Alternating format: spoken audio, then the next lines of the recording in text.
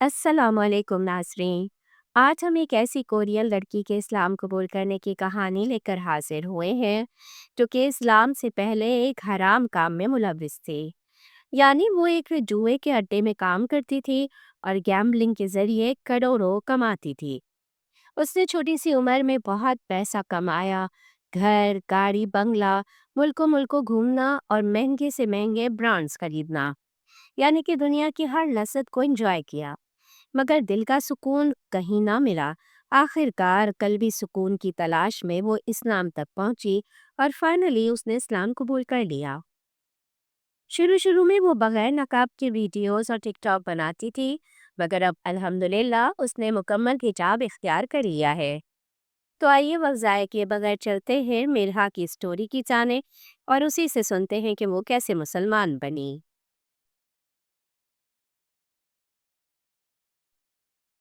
अस्सलाम वालेकुम दोस्तों।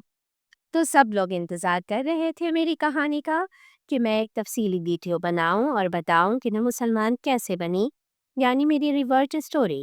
और मुझे लगता है थोड़ी लंबी होगी, शायद 30 मिनट या इससे ज़्यादा वक्त लग जाए।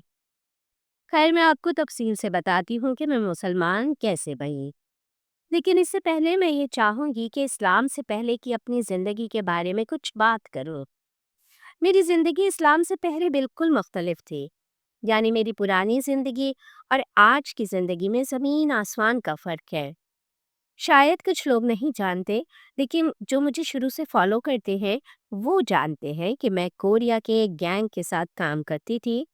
मैं तकरीबन 18 या 19 साल की थी जब मैंने उनके साथ काम शुरू किया। जब मैं कहती हूँ गैंग, इसका मतलब वो नहीं जो लड़ाई झगड़ा या मारधार करते हैं। कोरिया में हर ग्रुप के अपने अपने काम होते हैं।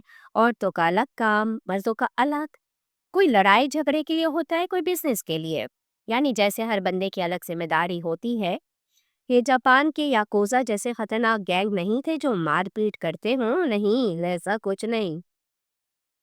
मैं जिस इलाके में पैदा हुई वहाँ ऐसे लोग काफ़ी मशहूर थे। मेरी पैदाइश यूसू में हुई, फिर मैं कंगजू शिफ्ट हो गई। कंगजू भी ऐसे गैंग वाले लोगों के लिए मशहूर जगह है। जब मैं वहाँ गई तो मैंने उन गैंग्स के साथ काम शुरू किया। मेरा काम जुए का था, खासतौर पर कार्ड गेम्स का। और मैं इसमें काफ़ी अच्छी महारत रखती थी, क्योंकि इसमें तेज़ हिसाब किताब आना ज़रूरी होता है और मुझे मैथ्स में बहुत अच्छी महारत हासिल थी। मैं एक हफ्ते में 5 से 10 मिलियन वोन तक कमा लेती थी, जो कि कोरियन करेंसी है। वाकई ये बहुत ज़्यादा पैसे थे। यानी अमेरिकी डॉलर में कन्वर्ट करें तो ये हफ्ते के 5 से 6 हज़ार डॉलर बनते हैं। यकीनन ये सब हराम पैसे थे, मगर उस वक्त मैं बहुत खुश थी क्योंकि मुझे सफ़र करना बहुत पसंद था। मैं पैसे गंवा दी और सफ़र पर निकल जाती, फिर वापस आती, पैसे बनाती, फिर निकल जाती। मैंने दुनिया के तकरीबन हर तरह के मुल्क का सफ़र किया, मुस्लिम ममालिक, यूरोपीय ममालिक, अमरीका वगैरह। फिर एक वक्त आया जब मेरी उन गैंग के लोगों से लड़ाई हो गई। मैंने सोचा कि अब मैं ज़्यादा पैसे कमाऊंगी, तो मैं सियोल चली गई, जो एक बड़ा शहर है। वहां जाकर तो पैसे और भी ज्यादा मिलने लगे। मैंने 2-3 घर तक खरीद लिए, महंगे ब्रांड्स, बड़ी गाड़ी, सब कुछ। जिंदगी बज़ाहिर बहुत आसान लगती थी, लेकिन एक दिन अचानक मुझे सब कुछ बोर लगने लगा। मैं सोचने लगी, मैं आखिर क्यों जिंदा हूँ, क्यों सांस ले रही हूँ। इतने पैसों के बावजूद मुझे जिंदगी में कोई मकसद महसूस नहीं होता था। नींद नहीं आती थी, लोगों के दरमियान जाती तो घबराहट होने लगती। बहुत सारी दौलत के बावजूद ज़हनी सुकून नहीं था। मैंने अपने वालिदैन को नई गाड़ी भी दिलाई, सब कुछ दिया, मगर दिल मुतमईन नहीं हुआ। फिर मैंने सोचा शायद मुझे कोई हॉबी चाहिए।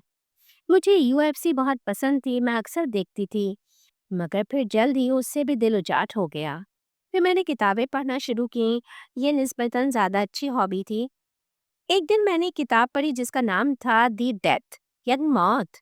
किताब में लिखा था कि इंसान के मरने के बाद क्या होता है, हम क्यों मरते हैं, लोग मरने पर क्यों रोते हैं, क्या मौत कोई बुरी चीज़ है। और इसमें मुख्तलिफ मज़ाहिब के नज़रिए लिखे थे कि मुख्तलिफ मज़ाहिब के मुताबिक मरने के बाद इंसान के साथ क्या होता है। मैंने सोचा, ओह, ये तो दिलचस्प है। फिर यहाँ से मुझे मज़हब के बारे में तजस्सुस होने लगा। میں نے بائبل اور قرآن کے انگلش ترجمے خریدے اور دونوں کو پڑھنے کی کوشش کی، لیکن یہ اسٹڈی زیادہ عرصے نہ چلی اور پھر میں دوبارہ اپنے گناہ والے کاموں میں لگ گئی، مذہب کو تقریباً بھول ہی گئی۔ کلب جانا، شراب پینا، جوا کھیلنا، وہی پرانی زندگی۔ پھر ایک دن میں روس گئی کیونکہ میں UFC فین تھی۔ میں وہاں 1 مہینہ رہی، مگر ماسکو میں بہت نسل پرستی یعنی ریسزم تھی۔ لوگ کہتے تم روسی نہیں بولتی تو یہاں کیوں آئے ہو؟ میں نے بہت جھگڑے کیے اور سوچا بس اب کبھی روس نہیں آؤں گی۔ لیکن پھر میں روس سے داغستان گئی کیونکہ وہاں UFC کے مشہور فائٹرز ہیں، جیسے خبیب، ابو اسلام، زبید، عثمان وغیرہ۔ میں حیران تھی کہ یہ لوگ اتنے مضبوط کیوں ہیں۔ میں نے سوچا جا کر دیکھتی ہوں۔ جب میں وہاں پہنچی تو مجھے ان لوگوں کو دیکھ کر بہت اچھا لگا۔ میرے پورے بازو پر ٹیٹوز تھے، مگر کسی نے میرے بارے میں برا نہیں کہا۔ سب بہت دوستانہ تھے۔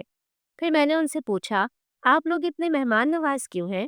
ایک شخص نے کہا یہ ہمارا مذہب ہے، اسلام میں مہمان نوازی ضروری ہے۔ اگر کوئی مسافر مدد مانگے تو ہم مفت میں بھی مدد کرتے ہیں۔ یہ سن کر تو میں حیران رہ گئی، کیونکہ کوریا میں اسلام کے بارے میں ہمیں صرف اتنا بتایا جاتا ہے کہ مسلمان نماز پڑھتے ہیں، شراب نہیں پیتے، خنزیر کا گوشت نہیں کھاتے اور عورتیں حجاب پہنتی ہیں، بس یہی سب پتہ تھا۔ پھر میں نے سوچا اسلام تو بالکل الگ ہے جیسا ہمیں میڈیا بتاتا ہے۔ میں نے مزید مسلم ممالک کا سفر کیا، مشرق وسطیٰ، افریقہ، مراکش، الجزائر، مصر، سعودی عرب، قطر، UAE، Uzbekistan, Kazan, Chechnya, Pakistan, سب جگہ۔ اور ہر جگہ میں نے دیکھا کہ یہ ممالک محفوظ ہیں۔ حالانکہ میڈیا ہمیں ڈراتا تھا کہ اگر وہاں جاؤ گی تو مر جاؤ گی، وہ لوگ خطرناک ہیں، شدت پسند ہیں، مگر میں نے خود دیکھا کہ مسلمان ملک عورتوں کے لیے سب سے زیادہ محفوظ ہیں۔ میں اکیلی سفر کرتی رہی، مگر کسی نے کبھی برا سلوک نہیں کیا۔ انہی سفروں نے اسلام کے بارے میں میرا نظریہ بدل دیا۔ میں نے سوچا سوشل میڈیا جھوٹا ہے، اسلام ویسا نہیں جیسا دنیا دکھاتی ہے۔ میں پاکستان بھی گئی، وہاں کے لوگ بھی بہت مہمان نواز اور دوستانہ تھے۔ داغستان اور چیچنیا میں تو لوگوں نے مجھے گھر بلا کر کھانا کھلایا۔ بزرگ عورتیں کہتی اوہ تم کوریا سے آئی ہو اور چائے پلا دیتی۔ میں حیران تھی کہ روس میں تو نفرت تھی، مگر انہی روسیوں کے اندر موجود یہ مسلم علاقے محبت اور امن سے بھرے ہوئے تھے۔ اور یہی وہ وقت تھا جب میرے دل میں اسلام کے لیے ایک نرم جذبہ پیدا ہوا جو آہستہ آہستہ میری زندگی بدلنے لگا۔ جب میں پہلی بار ایک مسلم ملک گئی تو میرے ذہن میں بار بار اسلام کے کلچر کا خیال آتا تھا۔ میں سوچتی تھی کہ اس ملک کے لوگ کتنے دوستانہ، نرم مزاج اور بااخلاق ہیں۔ اور ہاں، ایک چیز جس نے مجھے واقعی حیران کر دیا وہ ان کی زندگیوں میں ڈسپلن یعنی نظم و ضبط تھا۔ 5 وقت کی نماز کوئی معمولی بات نہیں ہے۔ میں نے دیکھا کہ وہ اپنے کام کے دوران بھی وقت پر نماز پڑھتے ہیں۔ وہ ٹریڈنگ کرتے ہیں، کام کرتے ہیں، کھاتے ہیں اور پھر وقت پر نماز پڑھ لیتے ہیں۔ میں حیران تھی، یہ لوگ روزانہ اتنی پابندی سے نماز کیسے پڑھ لیتے ہیں؟ یہ نظم و ضبط واقعی مجھے حیران کن لگا۔ اور ایک بات اور، وہ ہر قسم کی غلط چیزوں سے دور رہتے ہیں، جیسے رینبو پیپل، LGBT وغیرہ۔ ان کا ذہن صاف، فطری اور مضبوط تھا۔ پھر جب میں واپس کوریا آئی تو میں مسلسل ان لوگوں کے بارے میں سوچتی رہی۔ میں سوچتی تھی کیا وہ لوگ ایسے ہیں کیونکہ وہ پہاڑوں کے علاقے سے ہیں اور ان کا کلچر ایسا ہے، یا اس لیے کہ وہ مسلمان ہیں؟ دراصل میں جاننا چاہتی تھی کیوں۔ پھر میں نے مزید مسلم ممالک کا سفر شروع کیا۔ میں سعودی عرب، مصر، مراکش، الجزائر اور کئی دوسرے ملکوں میں گئی، اور حیرت کی بات یہ تھی کہ سب مسلمان ایک جیسے تھے۔ سارے لوگ ایک ہی بات کہتے تھے، نہیں ہم غلط چیزوں کو اختیار نہیں کرتے، ہم مسلمان ہیں، ہمیں اپنی شریعت کے مطابق رہنا ہوتا ہے۔ ایک اور چیز جس نے مجھے بہت متاثر کیا، ہر جگہ لوگ میرے لیے پیسے دینے لگتے تھے، جبکہ میں ان سے کہتی تھی میرے پاس پیسے ہیں، لیکن وہ کہتے نہیں تو مہمان ہو ہم دیں گے۔ مراکش اور الجزائر میں کچھ لوگ تو مجھے اپنے گھروں میں کھانے پر لے گئے۔ میں انہیں جانتی بھی نہیں تھی، لیکن وہ اتنے مہربان تھی کہ کہتے آؤ ہمارے گھر، ہم کھانا کھلائیں گے۔ میں حیران تھی، میں نے غیر مسلم ممالک جیسے انگلینڈ یا فرانس میں ایسا کبھی نہیں دیکھا۔ خیر پھر جب میں واپس کوریا آئی تو میرے دل میں خیال آیا کہ میں قرآن پڑھوں۔ میں سوچتی تھی کہ مجھے سمجھنا چاہیے کہ یہ لوگ کس بات پر ایمان لاتے ہیں۔ میں نے بائبل وغیرہ پہلے پڑھ رکھی تھی، چرچ بھی جاتی نہیں تھی، لیکن اب میں قرآن سمجھنا چاہتی تھی۔ اگرچہ اس سے پہلے بھی میں ایک مرتبہ قرآن پڑھنے کی کوشش کر چکی تھی، مگر اس مرتبہ میں سیریس تھی۔ میں نے کورین زبان میں قرآن کا ترجمہ خریدا اور ساتھ ہی ایک کورین آڈیو ٹیپ بھی۔ جب میں نے پڑھنا شروع کیا تو میں حیران رہ گئی۔ قرآن میں سائنس کے اتنے حقائق تھے جن کے بارے میں مجھے کبھی علم نہیں تھا۔ میں سوچتی تھی، کیا واقعی قرآن میں اتنی سائنسی باتیں ہیں؟ یہی وہ چیز تھی جس نے مجھے سب سے زیادہ دلچسپی دلائی۔ پھر مجھے اندازہ ہوا کہ قرآن 1000 سال سے بھی پرانا ہے، لیکن اس میں ایسی باتیں لکھی ہیں جو آج کے دور میں ہو رہی ہیں، مثلاً رینبو لوگوں کے بارے میں یا 4 شادیوں کے بارے میں۔ شروع میں نے سوچا اسلام میں 4 بیویاں کیوں، لیکن جب میں نے اس کے قوانین اور حکمت پڑھی تو میں نے کہا یہ تو بالکل منطقی بات ہے، کیونکہ کوریا میں کئی مرد شادی کے باوجود گرل فرینڈ رکھتے ہیں، جو ہمارے معاشرے میں عام بات ہے۔ تو میں نے سوچا اگر گرل فرینڈ رکھنا قابل قبول ہے تو دوسری بیوی کیوں نہیں؟ یہ تو اور زیادہ عزت والا طریقہ ہے۔ پھر میری دلچسپی اسلام میں بڑھنے لگی۔ میں نے قرآن مکمل پڑھا اور سوچا چلو میں آزما کر دیکھتی ہوں کہ یہ دین سچ ہے یا نہیں۔ میں چرچ گئی، وہاں دعا کی، اگر عیسائیت سچ ہے تو اے خدا مجھے کوئی نشانی دکھا۔ میں نے دعا کے بعد 2 ہفتے انتظار کیا، لیکن کچھ نہیں ہوا۔ پھر میں نے یوٹیوب پر دیکھا کہ مسلمان کیسے نماز پڑھتے ہیں۔ میں نے وضو کیا، حالانکہ اس وقت میں مسلمان نہیں تھی، اور اپنے گھر میں پہلی بار نماز پڑھی۔ پھر میں نے دعا کی، یا اللہ اگر یہ اسلام سچا دین ہے تو مجھے کوئی نشانی دکھا، میری فلاں چیز ٹھیک کر دے، میری دعا قبول کر لے۔ 2 دن بعد وہ دعا قبول ہو گئی۔ میں حیران رہ گئی۔ میں نہیں بتا سکتی میں نے کیا مانگا تھا، یہ ذاتی بات تھی، لیکن وہ پوری ہو گئی۔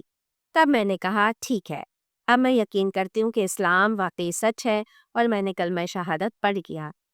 میں نے اکیلے اپنے کمرے میں بیٹھ کر کلمہ شہادت پڑھا، مسجد نہیں گئی کیونکہ میں کسی کو نہیں جانتی تھی، لیکن مجھے پتا تھا کہ اگر دل سے یقین ہو تو اکیلے بھی کلمہ پڑھنا قبول ہے۔ یہ سب پچھلے سال یعنی مئی 2024 میں بہار کے موسم میں ہوا۔ میں شہادت لینے کے بعد اسلام کے بارے میں پڑھتی رہی۔ میری زندگی بہت پرامن ہو گئی۔ ایک عجیب سا سکون تھا جو میں نے پہلے کبھی محسوس نہیں کیا تھا۔ پھر میں نے جانا کہ میرا پرانا کام حرام ہے، لیکن چھوڑنا تو بہت مشکل تھا، کیونکہ میں ایک ہفتے میں 1 کروڑ 2 کروڑ کما لیتی تھی۔ پھر میں نے بھی خود سے کہا میں مسلمان ہوں، یہ سب حرام ہے، میں یہ کام اب نہیں کر سکتی، اور میں نے وہ کام چھوڑ دیا۔ 2 مہینے بعد میں نے پہلی مرتبہ حجاب پہنا، لیکن جب میں نے حجاب پہننا شروع کیا تو میں نے اپنے بہت سے دوست کھو دیے۔ وہ کہتے تم بغیر حجاب کے بھی مسلمان رہ سکتی ہو، تم نے اسلام کیوں قبول کیا، اب ہم تمہارے ساتھ قلم نہیں جا سکتے، اور مذاق اڑانے لگے۔ میں نے ان سے کہا میں نے اسلام کسی کے لیے نہیں بلکہ اپنے رب کے لیے قبول کیا ہے۔ میں خدا پر یقین رکھتی ہوں، اور اللہ نے فرمایا ہے کہ عورت کو اپنے جسم کو ڈھانپنا چاہیے، اسی لیے میں حجاب پہنتی ہوں۔ پھر وہ سب مجھ سے دور ہو گئے۔ میں 6 مہینے بالکل اکیلی رہی، نہ دوست نہ ساتھی، صرف نماز، کام اور مطالعہ۔ نماز، کام، مطالعہ، بس یہی میری زندگی تھی۔ پھر میں نے سوچا کوریا میں کوئی اسلام کے بارے میں بات نہیں کرتا، مجھے کچھ کرنا ہوگا۔ اگر اسلام نے مجھے بدلا ہے تو شاید یہ میرے ملک کے لوگوں کو بھی بدل سکتا ہے۔ میں جانتی تھی کہ کوریا میں بہت سے لوگ ڈپریشن میں خودکشی کرتے ہیں۔ میں چاہتی تھی کہ اسلام کے ذریعے ان کے دلوں میں سکون آئے۔ میں نے دعا کی اور سوشل میڈیا پر اسلام کے بارے میں باتیں شروع کی۔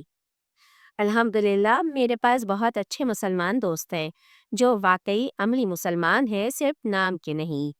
وہ لوگ جو حجاب پہنتے ہیں، میک اپ نہیں کرتے اور ایمان پر قائم ہیں۔ اب الحمدللہ میں حلال روزی کماتی ہوں، کوئی سود یا حرام کام نہیں۔ میری زندگی بدل گئی۔ میں روزانہ 2-3 گھنٹے اسلام پڑھتی ہوں، اور جتنا زیادہ پڑھتی ہوں اتنا یقین بڑھتا جاتا ہے کہ اسلام ہی سچا دین ہے۔ میں جانتی ہوں اب میں کبھی اسلام نہیں چھوڑوں گی۔ اگر میں پرانی زندگی میں واپس جاؤں پھر یہ جہنم میں واپس جانے کے برابر ہے۔ میں ہمیشہ دعا کرتی ہوں کہ اللہ مجھے شیطان کے دھوکے سے بچائے۔ سب سے مشکل چیز میرے لیے میرے والدین ہیں، کیونکہ وہ ایمان نہیں رکھتے۔ یہ بات دل توڑ دینے والی ہے۔ میں کبھی ان پر زور نہیں ڈالتی، بس اچھا عمل کر کے دکھاتی ہوں۔ میری بہن بھی ایمان نہیں رکھتی، لیکن میں ان کے لیے دعا کرتی ہوں کہ اللہ انہیں ہدایت دے۔ اسلامی زندگی میرے لیے مشکل نہیں۔ 5 وقت نماز پڑھنا، روزہ رکھنا، صدقہ دینا، سب کچھ آسان لگتا ہے، اور الحمدللہ کوریا میں اسلامو فوبیا نہیں ہے۔ میں حجاب یا نقاب میں آزادی سے رہتی ہوں۔ تو یہی ہے میری کہانی۔ میں پہلے ایک گینگ میں کام کرنے والی کورین لڑکی تھی، اور اب حلال زندگی گزارنے والی مسلمان کورین ہوں۔ میں سب مسلمانوں سے کہنا چاہتی ہوں، چاہے آپ پیدائشی مسلمان ہوں یا نئے، اپنی ماضی پر شرمندہ مت ہوں، اس سے سبق سیکھیں۔ میں خود بہت گناہ گار زندگی گزار چکی ہوں۔ منشیات، حرام کاروبار، سب کچھ دیکھا، لیکن آج الحمدللہ مسلمان ہوں۔ اگر میرا وہ ماضی نہ ہوتا تو شاید میں اسلام کو کبھی نہ سمجھ پاتی۔ میرا ماضی ہی میری رہنمائی بنا۔ اس لیے کسی کو اپنے ماضی پر شرمندہ نہیں ہونا چاہیے۔ ہر انسان بدل سکتا ہے۔ اللہ جسے چاہے ہدایت دے دیتا ہے، اور میں اس بات پر ہمیشہ فخر کروں گی کہ میں نے اسلام کے ذریعے سے اپنی زندگی بدلی، اور آج میں پرامن، مضبوط اور شکر گزار مسلمان ہوں۔ الحمدللہ۔